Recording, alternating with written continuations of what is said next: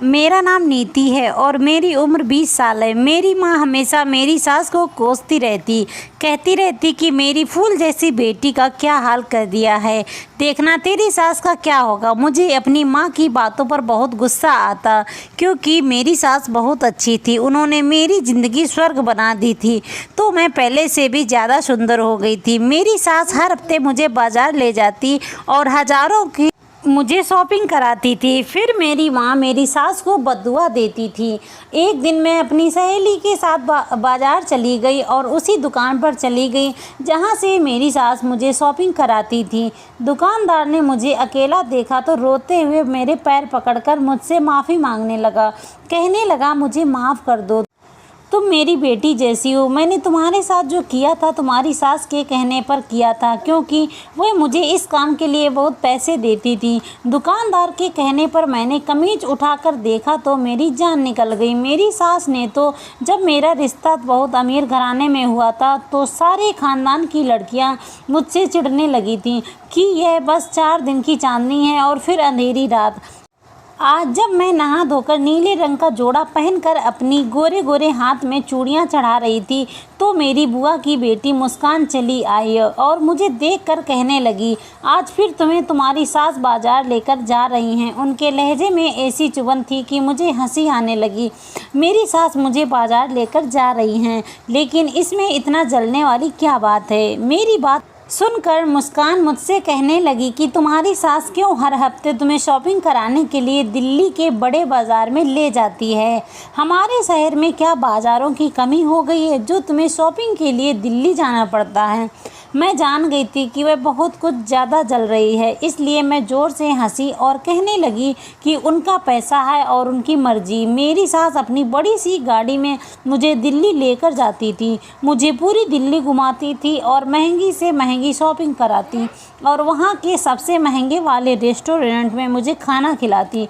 तो मुझे भला क्या ऐतराज़ हो सकता है। मैं तो उनकी मोहब्बत देखकर खुश होती हूँ और प्रार्थना करती हूँ कि भगवान दूसरों की नज़र से मुझे बचाए। मुस्कान मुझे देखकर बहुत जलने लगी और जैसे आई थी वैसे ही लौट गई। मैं गुनगुनाते हुए एक बार खुद को शीशे में देखने लगी। ये सूट भी मुझे मेरी सास ने दिलवाया था, जो बहुत ज़्यादा महंगा था और मुझ पर बहुत खूबसूरत लग रहा था। मैं तैयार होकर कमरे से निकली तो मेरी सास मुझे लेने के लिए आ चुकी थी। मैंने उन्हें नमस्ते किया तो वह मुझे बहुत दुआएं देने लगीं।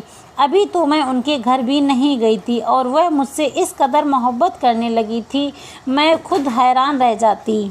मेरी सास मुझसे कहने लगती, चलो नीति, ड्राइवर इंतज़ार कर रहा है। मैंने जब अपनी माँ की तरफ देखा तो उनका चेहरे का रंग उतरा हुआ था। उन्होंने मरी मरी आवाज़ में मुझे जाने को कह दिया और मैं अपनी सास के साथ बाहर निकल गई। कुछ देर में हम दिल्ली के बहुत बड़े बाज़ार में पहुंच चुके थे। शॉपिंग के नाम में से इस कदर खुश हो जाती थी कि मुझे अपनी माँ का उतरा हुआ चेहरा और बदले हुए अल्फाज भी नज़र नहीं आते थे। हमेशा की तरह इस बार भी मेरी सास ने मुझे बहुत कीमती कपड़े दिलवाए, साथ में उन्होंने मुझे ज्वेलरी भी दिलवाई। और खाना खाते हुए मेरी सास कहने लगी, अगले दिन तुम शॉपिंग पर यही कपड़े पहनकर आना। मैं हैरानी से अपनी सास की तरफ देखने लगी कि इतने महंगे कपड़े पहनकर शॉपिंग पर आने की क्या ज़रूरत थी। मैं उनसे कुछ नहीं कहती थी, क्योंकि किसी अमीर घर के लोगों ने अपने ही तौर तरीके होते हैं, इसलिए जैसा वह कहती थी वैसा ही मैं करती। वह खुद भी बहुत ज़्यादा मॉडर्न थी और बहुत तैयार होकर ही शॉपिंग के लिए निकलती थी। शॉपिंग से फ्री होने के बाद मेरी सास मुझे दिल्ली के मशहूर रेस्टोरेंट में ले जाकर खाना खिलाया करती थी, क्योंकि उन्हें खुद भी खाना खाना बहुत पसंद था। वह खाने की और शॉपिंग करने की बहुत ज़्यादा शौकीन थी। दिल्ली के बाज़ार में वहाँ बहुत ज़्यादा रश हुआ करता था। वह दुकान वाला भी हमें बहुत अच्छी तरीके से पहचान गया था, इसलिए हमें देखते ही वह हमारे लिए खाना लगा दिया करता था, जिससे खाने के बाद मुझे बहुत सुकून महसूस हुआ करता था। मैं बहुत ज़्यादा थक भी गई थी। खाना खाने के बाद मेरी सास कहने लगी कि चलो, बहुत देर हो गई है, अब घर के लिए निकलते हैं। मैंने सुकून से एसी वाली कार में बैठकर आंखें बंद कर ली और मुझे पता ही नहीं चला कि मैं कब अपने घर पहुंच गई। घर पाने के बाद गाड़ी रुकी, तब मेरी सास ने मुझे आवाज़ दी और कहने लगी, नीति बेटी, चलो तुम्हारा घर आ गया है। मैंने हल्की सी आंखें खुली तो मैंने देखा कि वाकई में ही मैंने घर के दरवाजे पर मौजूद हूँ। मुझे रास्ते का पता ही नहीं चल सका था। मैंने शॉपिंग बैग उठाए और गाड़ी से उतरने लगी। तब मेरी सास ने कहा कि अगले दिन शॉपिंग पर इससे भी ज़्यादा अच्छा तैयार होकर आना। तुम इन कपड़ों में बहुत ज़्यादा खूबसूरत लगती हो। अपनी सास की बात पर मैं शर्मा गई थी। वह मेरी इसी तरह खुलकर तारीफ़ किया करती थी। मैं सोचती थी कि मैं कितना खुशनसीब हूँ जो मुझे इतनी मोहब्बत करने वाली सास मिली है। वरना लोग तो सास को लेकर कैसी कैसी छवि बनाते हैं कि मुझे शादी के नाम से ही डर लगता था। मेरी दोस्त राखी भी अपनी सास की बहुत बुराइयां करती थी, लेकिन मेरी सास तो शादी से पहले ही मेरा बहुत ख्याल रखती थी। अपने मंगेतर को तो मैंने एक दफ़ा ही देखा था और वो भी तस्वीर में, लेकिन मेरी सास से तो मेरी मुलाकात हर हफ्ते होती थी। शुरू में मेरे लिए यह सब कुछ बहुत अजीब था, लेकिन अब तो मुझे आदत हो गई थी। मैं थकी हारी शॉपिंग बैग उठाए जब घर में आई तो मुझे अंदाज़ा हुआ कि मैं कोई 6-7 घंटे बाद घर लौटी थी। मैंने शॉपिंग बैग्स अपने कमरे में रखे और माँ के कमरे में चली गई और पूजा कर रही थी और रोती हुई प्रार्थना कर रही थी कि भगवान मेरी बेटी को कभी सच का पता ना चले। मेरे भगवान मुझे माफ़ कर दे। इस प्रार्थना पर मैं हैरान हुई थी। मैंने जब माँ को पीछे से आवाज़ दी तो जल्दी छुप गए और अपने आंसू पोंछते हुए कहने लगी, चली गई तेरी मनहूस सास। कमबख्त मारी ने मेरी फूल जैसी बेटी की क्या हाल कर दिया है। मुझे माँ की बातों पर बहुत गुस्सा आता। मेरी सास तो बहुत अच्छी थी। अगर माँ को मेरी सास बहुत बुरी लगती थी तो उन्होंने मेरा रिश्ता क्यों किया था। लेकिन माँ मेरे इन सवालों का मुझे कोई जवाब नहीं देती, बस इतना कहती कि मेरी बच्ची तो थक गई होगी, जाकर आराम कर लो। मैंने माँ से पूछा कि आप क्या प्रार्थना कर रही थी, ऐसी कौन सी बात है जो मुझे नहीं पता चलनी चाहिए। माँ घबरा कर कहने लगी, कुछ नहीं, बस तेरे हक में बेहतर की दुआ कर रही थी। तेरी खुशियों को किसी की नज़र ना लगे। तू तो जानती है तेरे खानदान वाले तेरे इस रिश्ते के बारे में कैसी कैसी बातें करते हैं। मैं नहीं चाहती कि इस बारे में तो जो कुछ भी पता चले और तेरा दिल खराब हो। माँ की बातों पर मैं मुस्कुरा कर उनको गले लग गई और उन्हें बताने लगी कि मेरी सास ने आज मुझे कितनी महंगी शॉपिंग कराई है। और फिर माँ को अपने कमरे में ले जाकर उन्हें सारी शॉपिंग दिखाने लगी। वह खामोशी से मेरे साथ शॉपिंग देख रही थी और फिर मेरे चेहरे पर छाई खुशी देखकर मुस्कुरा देती। पता नहीं क्यों मुझे उनकी मुस्कुराहट में एक अजीब सा दर्द महसूस होता था। माँ मुझे आराम कहकर चली गई थी। मुझे भी बहुत ज़्यादा थकान महसूस हो रही थी और खाना खाने के बाद मेरा पेट भरा हुआ था, इसलिए मैंने सोने के लिए लेट गई। मेरी बाकी की बहनें ऊपर छत पर थी, इसलिए नीचे सन्नाटा हो रहा था।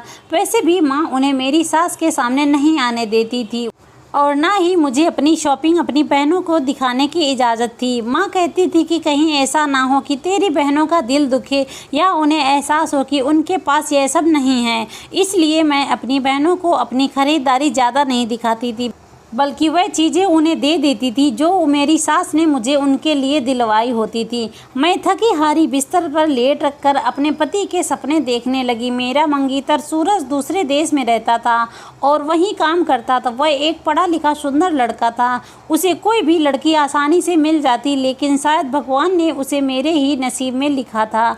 मेरा रिश्ता एक बंगले वाली औरत ने करवाया था जहां माँ काम करती थी और मैंने अपने मंगेतर की सिर्फ तस्वीर ही देख रखी थी। शुरू में मैं बहुत परेशान थी कि माँ ने इतने अमीर लोगों में मेरा रिश्ता तय कर दिया है। पता नहीं वह कैसे लोग होंगे, लेकिन जब मेरी पहली मुलाकात अपनी सास से हुई तो उनका मिजाज और मोहब्बत भरा रवैया देखकर मैं हैरान रह गई थी। हमारे घर में हालात बिल्कुल भी अच्छे नहीं थे, क्योंकि पापा के देहांत के बाद मेरी माँ लोगों के घर में काम करके घर का गुजारा करती थी और हम 4 बहनें थी। मैं ही सबसे बड़ी थी। माँ जैसे तैसे हमारा पेट पाल रही थी।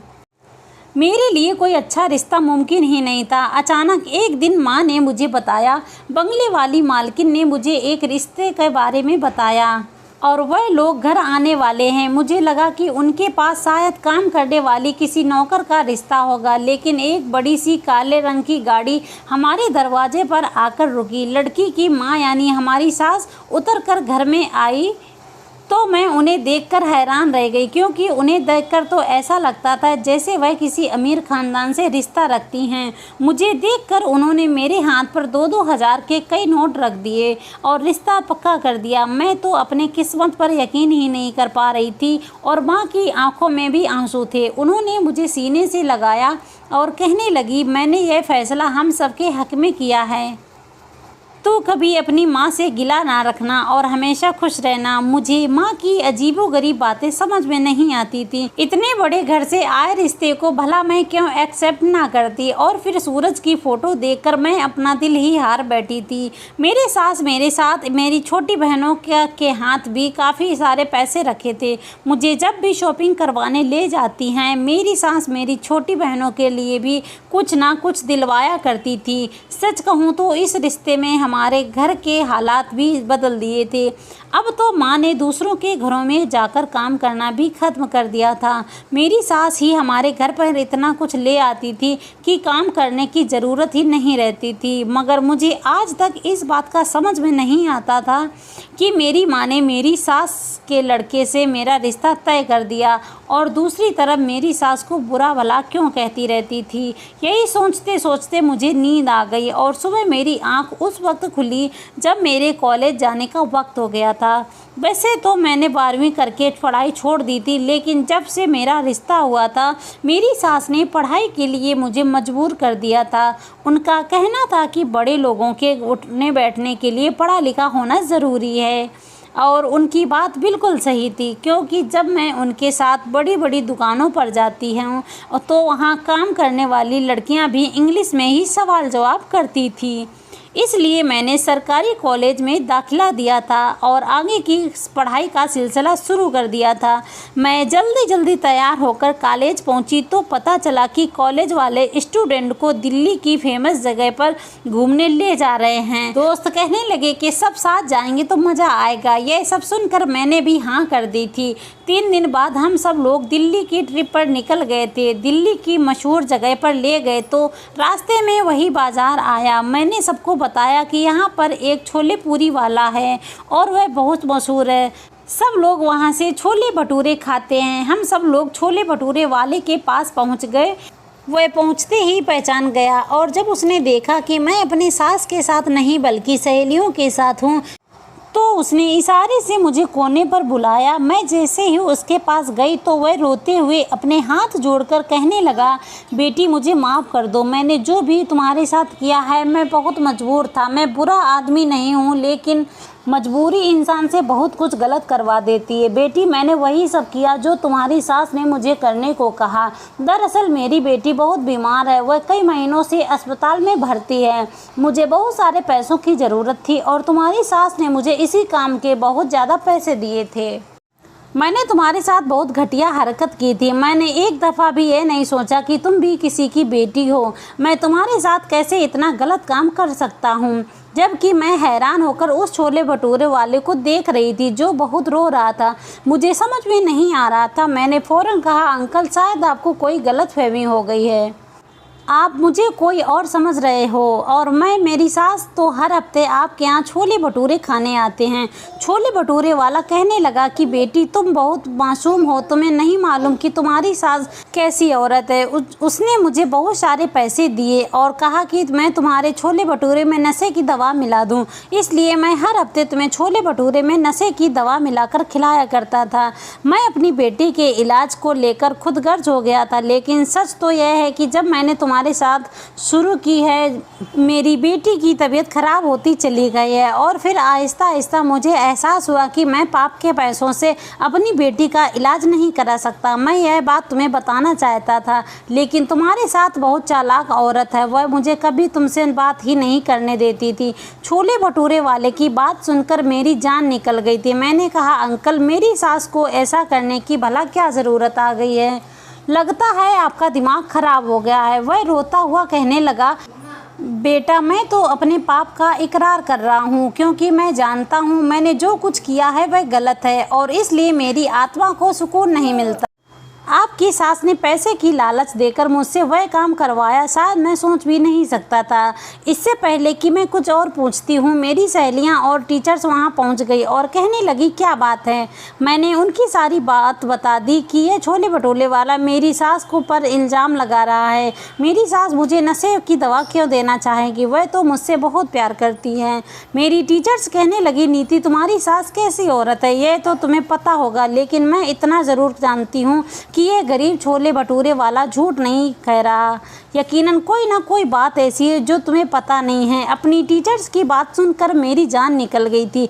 मैं वापस घर चली आई। मेरी माँ भगवान के सामने खड़ी आंसू बहा रही थी और भगवान से माफ़ी मांग रही थी और मेरी सास को आज भी बुरा भला कह रही थी। मैं फ़ौरन से माँ के पास बैठ गई और माँ से कहने लगी, माँ मुझे सच बताओ कि तुम हमेशा यह किस तरीके की दुआएं करती रहती हो, और तुमने अगर आज सच ना बताया तो मैं अपनी जान ले लूँगी। मेरी बात सुनकर माँ के होश उड़ गए और कहने लगी, नीति कैसी बातें कर रही है। मैंने रोते हुए माँ और कहने लगी कि मैंने सारी ज़िंदगी तुझे और तेरी बहनों को कमा कर खिलाया है और बड़ा किया है, लेकिन बढ़ती उम्र के साथ मुझ में काम करने की ताकत नहीं रही। तभी मेरी मालकिन ने कहा कि हर हफ्ते एक दिन के लिए तुझे दिल्ली भेजा करो, तो बदले में मुझे इतने पैसे मिल जाएंगे कि मेरे घर का पूरा खर्च हो जाएगा।